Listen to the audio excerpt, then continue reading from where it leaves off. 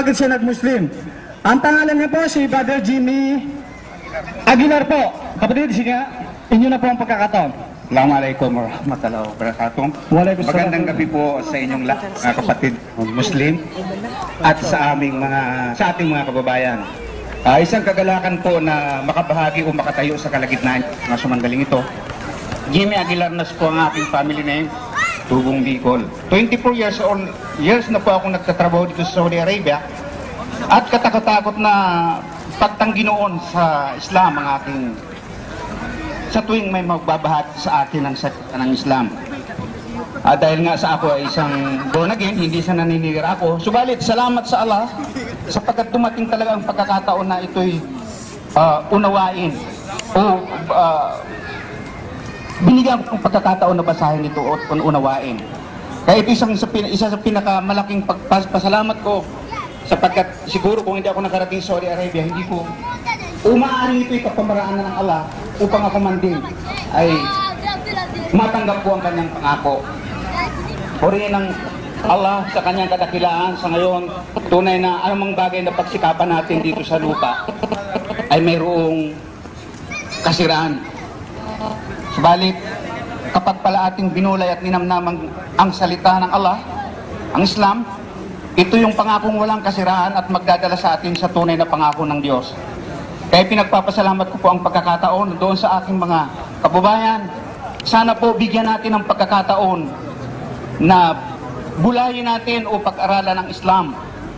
Sapagkat katotohanan ang sasabihin ko sa inyo, hindi kayo magsisi sa panahon ito'y maunawaan ninyo. Sapagkat ito lang ang magdadala sa atin sa tunay na kaligtasan.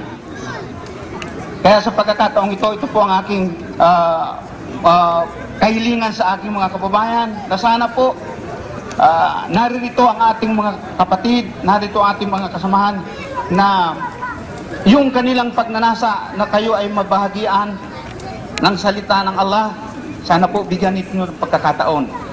At ipinapangako, sasabihin ko sa inyo, hindi nyo ito pagsisisihan. Ang salita, ang Islam, ito'y tunay na salita ng Allah na ito ang mag-guide sa atin tungo sa tunay na kaligtasan.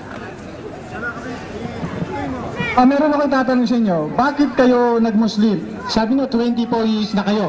Ngayon tumatayo kayo dito, bakit kayo? Ano yung pinakabuod nun? Bakit tuniyakap ang Islam? Salvation po. Kaligtasan sa ganang akin at sapagkat anumang bagay pala dito sa lupa, ito'y walang halaga kung hindi natin makakamtan yung tunay na kaligtasan na maglalayo sa atin sa tunay na pagkapahamak. Mashallah, taba. So, ibig sabihin, sinabi nyo dati, born again. So, anong pagkakaiba ng Islam sa born again? Bakit nyo iniwan? Mashallah, dati ko pala kayong kapanalig. Bakit nyo iniwan born again at pumasok kayo sa pananampalatayang Islam? Ko po akapin ng isang bagay na hindi sa akin magdadala sa tunay na kaligtasan. Mashallah, tabarakallah. Sa katotohanan po, ano bang halaga nga ng bagay kung hindi tayo mapapahamak? Wala akong itinatakwil, kundi ang sinasabi ko lang, unawain natin ang Islam sapagkat katotohanan ito ang magdadala sa atin tungo sa tunay na pangako ng Diyos. Dito ko naranasan yung tuong kapayapaan dahil dumating sa akin yung mga pagsubok, maraming katanungan, yung mga pinakaingat-ingatan ko nawala. Pero salamat sa Allah sapagkat ang pinahawa ko may pangako siya. Mawala man anong bagay, pero yung kanyang pangako, yung pong aking pinapangawakan na isa ako sa magmamana ng kanyang pangako, kundi yung buhay na walang hanggan. Allahu Akbar, Allahu Akbar, Allahu Akbar. Sana po sa mga kababayan ko, bigyan natin ng pagkakataon. Bigyan natin ng pagkakataon na unawain ng Islam.